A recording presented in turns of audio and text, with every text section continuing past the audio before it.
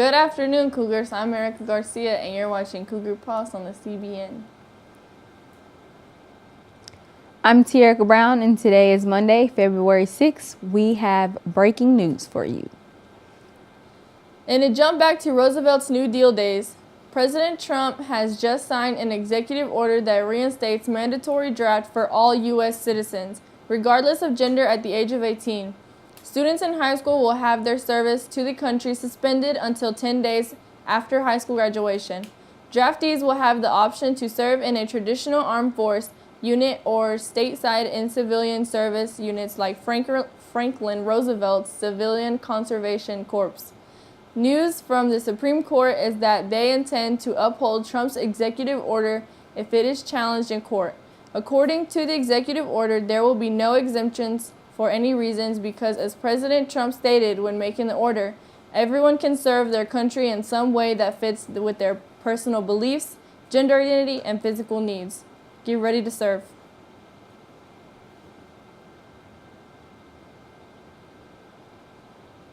Fake news. You may have heard the term before. According to Urban Dictionary, fake news is news devoid or loosely associated with facts, which is intended for the general public. Fake news is generated at the behest of a public or private institution for whatever reason. Many people on either side of the political arena believe that any news that is favorable to the other political party is fake news. That is not necessarily the case, though. Quite often, fake news starts as conjecture that gets passed along with embellishments until it is believed to be completely true. Our first story was fake news. You 17-and-a-half-year-olds can start breathing again. Can you tell the difference between fake news and real news? Try our next story on for size.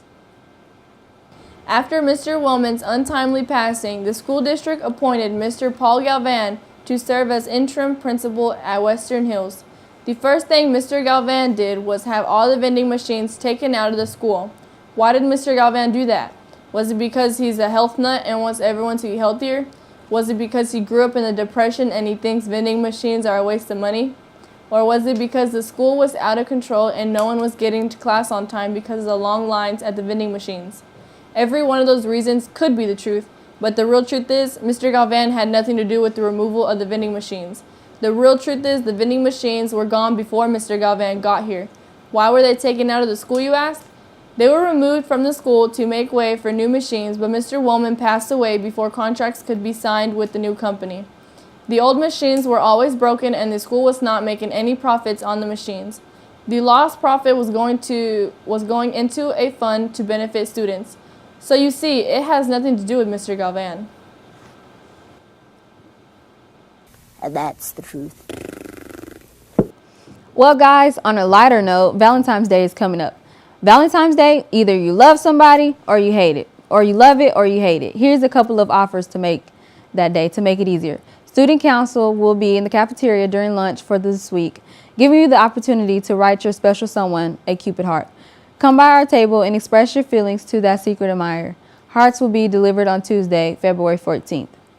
Additionally, the Cougar Band has a Valentine's Day sale going on as well.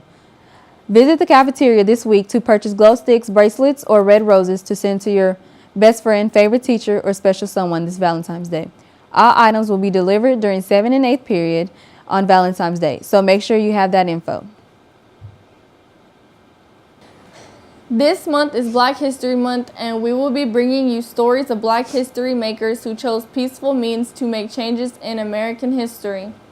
Our first history maker is Rosa Parks. On December 1st, 1955, after a long day's work at a Montgomery department store, where she worked as seamstress, Rosa Parks boarded the Cleveland Avenue bus for home. She took a seat in the first of several rows designated for colored passengers.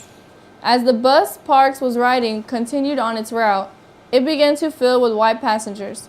Eventually, the bus was full, and the driver noticed that several white passengers were standing in an aisle. He stopped the bus and moved the sign separating the two sections back one row and asked 4 black passengers to give up their seats. 3 complied, but Parks refused and remained seated. The driver demanded, "Why don't you stand up?" To which she replied, "I don't think I should have to stand up." The driver called the police and had her arrested. The police arrested Parks at the scene and charged her with violation of Chapter 6, Section 11. Chapter 6, Section 11 of the Montgomery City Code. She was taken to the police headquarters, where later that night she was released on bail. Her arrest led to peaceful protests and a boycott of the Montgomery buses. 352 days after that day, the Supreme Court ordered a desegregation of all buses. Ms. Parks and her husband moved to Detroit, Michigan, where she went on to serve her community on many boards and commissions. She was named by Time magazine as one of the 20 most influential people of the 20th century. On this day in history, in 1911, President Ronald Reagan was born.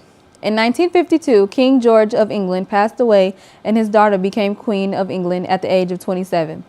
And a literary note, John Steinbeck published of Mice and Men, 81 in 1937, and that's today in history. Well, Cougars, that's all we have for you today. I'm Eric Garcia. I'm Tierica Brown, wishing you a good day and some good news.